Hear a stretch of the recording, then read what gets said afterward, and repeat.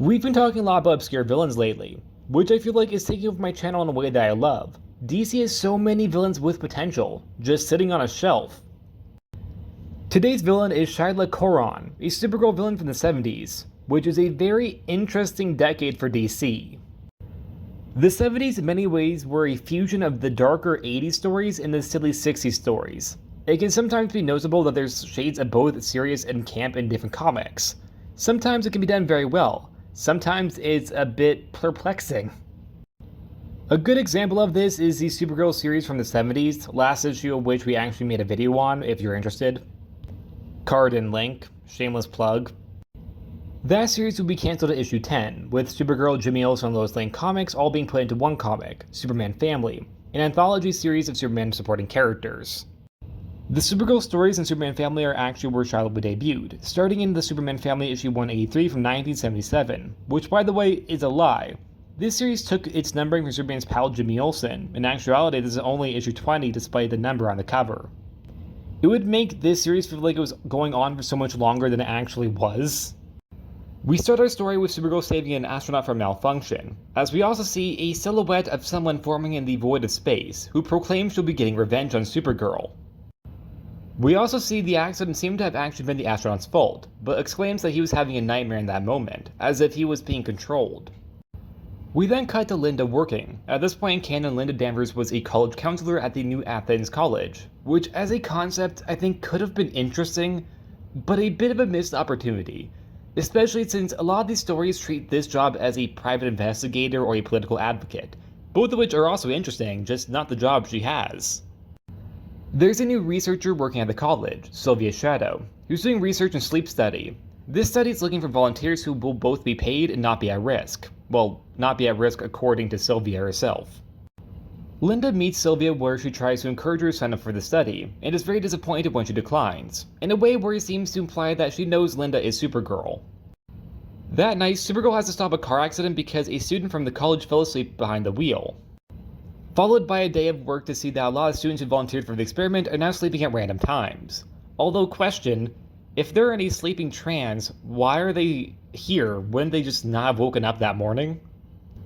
Why did they wake up, come to college, and then fall asleep again? Linda decides to investigate to pretend that she wants to be part of the research, only for it to turn into a quick trap. Sylvia's research is harnessing the life force and activity of her volunteers, and uses it as a manner as to get one up on Supergirl, revealing that she knows she's Linda. The reason why she wanted Linda to volunteer was so she could take her powers, but it doesn't work, resulting in Supergirl going on for a full-on attack, only to try to punch her to realize she's kryptonian, which is a good thing for her because what was Linda's plan here? Just full-on rip her head off? Full force super strength punch to a human head. That was what she thought was going to happen. I get that Sylvia is cruel as a person, but I don't know if she deserves that if she wasn't Kryptonian. Sylvia explains her real name is Shyla Kor-Onn, a Kryptonian scientist who'd often have her work and research rejected or dismissed as being either too dangerous or just a mute study, focusing her work on sleeping and dreaming, an idea that I think wasn't fully developed as it could have been, but it is there. And after multiple unethical experiments, we sent to the Phantom Zone by the House of L, which is why she wants revenge on Supergirl. We also saw her escape to the Phantom Zone at the start of the issue, which is a bit confusing, because the time frame between when she escaped to her working at this college is really short. How did she get a job here within like a day? She wants to be more powerful, stronger, so when she releases the Phantom Zone, she'll be the best. Which, I mean, I don't really know if that logic tracks, because she wants to lead them because she'll be the best, but she explains she'll only be slightly more powerful than them. Meaning, couldn't two of them just team up and kill her?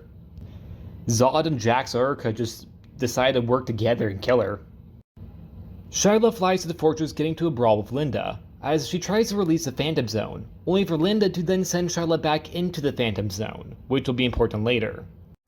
Shyla does feel like a bit of a retread of other Kryptonian scientists, because, well, Krypton has a lot of scientists, although she has a different specialty than most, that focusing on sleep, which I think could have been more interesting if they worked more with it, perhaps make her more like a Dr. Destiny type. Show the nightmares that those students were going through in that astronaut. I also liked her draw to power. She wants to be the best, even if it's just slightly better than the other prisoners, but still the best. Like no one ever was. Sorry, I had to make that joke. Shyla would return in issues 188 and 189 from 1978, where Shyla would make the argument to the Council of Kandor that she was put into the Phantom Zone illegally by Kara. Shyla is also shown to be working with another villain, Shyla Kor-Onn, who you might know from Superman Lois. Or you might not, I don't know who you are. But I do know that this show is ending soon, therefore mentioning it will help the algorithm in this video. Superman Lois, Superman Lois, Superman Lois. Shyla would make the argument that she already served her sentence in the Phantom Zone, and Linda placing her back in there was illegal. And as things go in Kandor, that is a big no-no. Shyla Kor-Onn would also have fake evidence towards Kara that she's a bad person in Kandor's eyes. She would likely prove her innocence though. This story is actually pretty interesting in a showing of Shyla. She's very aware of how the rules work, which is how she got away so long without being put into the Phantom Zone. So it only makes sense that she also knew them enough to screw over her enemies. Despite Linda being proven innocent, Shyla still gets to go free, since regardless Linda did put her there illegally. It does end in a way where it seems as if this is only the beginning, and I wish it was because I think so far Shyla has actual potential to be an interesting villain. But she shares the fate as so many other DC female supervillains. Redemption. Which, by the way, I don't think is a bad thing for characters, just certain characters don't need to be redeemed. Shyla was definitely one of them. In the 1981 Krypton Chronicles miniseries, Shyla would appear again, now with a second chance with her intelligence as a part of the Science Council of Rokin. Rokin was the planet that Kandor would be enlarged on. Shyla is shown to even be apologetic, which is very strange considering how hard she was going before. I really want to know what happened between stories, because she went from wanting revenge on Supergirl to now just simply working on the Science Council, which I guess is technically in character. She wants to be the best, she wants to be the smartest, and perhaps she is now. Or at least she's regarded as one of the smartest. But at the same time, it feels a little underwhelming. Not saying the character couldn't eventually reach this point, but for all that to happen off-panel it's not something that I think would endear the character to many.